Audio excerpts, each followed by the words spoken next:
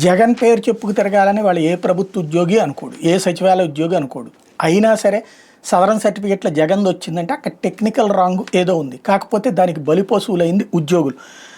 రాష్ట్రంలో కూటమి అధికారంలోకి వచ్చి 15 నెలలుగా అవుతున్న కొంతమంది వార్డు సచివాలయ సిబ్బంది గత ప్రభుత్వ వాసన వేయలేకపోతున్నారు. దీని తాజా ఉదాహరణ గుంటూరు బ్రాడీపేటలో 127వ వార్డు సచివాలయంలో దివ్యాంగురాలకి జగన్ ఫోటో నవరత్నాల్లోగా ఉన్న సదరం ధ్రువపత్రం జారీ చేయడమే బుధవారం విషయం వెలుగులోకి రావడంతో స్పందించిన అధికారులు కొత్త ధ్రువపత్రం అందించారు.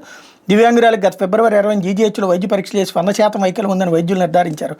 127వ వార్డు సచివాలయ సిబ్బంది ధ్రువపత్రం జారీలో విపరీతమైన జాప్యం చేశారు. చివరికి సంక్షేమ కార్యదర్శి రవికుమార్ లబ్ధిదారు కుటుంబానికి మంగళవారం అందజేశారు. అందులో జగన్ ఫోటో నవరత్నాల లోగో ఉండటంతో లబ్ధిదారు కుటుంబం అభ్యంతరం తెలిపింది. ఏం జగన్ ఫోటో ఉంటే చల్లదా అంటూ సంక్షేమ కార్యదర్శి రవికుమార్ ఎద్దేవా చేశారు. ధ్రువపత్రం మార్చివ్వాలని కోరిన వార్డు సచివాలయ సిబ్బంది నుంచి నిర్లక్ష్యంగా సమాధానం వచ్చింది.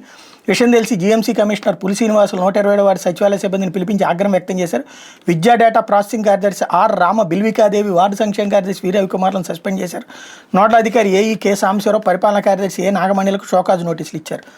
గతంలోనూ ఇలాగే ధ్రువపత్రాలు జారీ చేయడంతో జీఎంసీ ఉన్నతాధికారులు స్పందించి గత ప్రభుత్వానికి స్పందించిన ధ్రువపత్రాలు, ఫోటోలు, బ్యానర్లు స్టేషనరీ అప్పగించాలని ఆదేశించారు. కొంతమంది సిబ్బంది ఉద్దేశపూర్వకంగా వాటిని దాచి ఉంచారు. వాళ్ళు ఎవడు ఉద్దేశపూర్వకంగా దాచి ఉంచరు, వీళ్ళు ఇస్తే రీప్లేస్ చేస్తారు.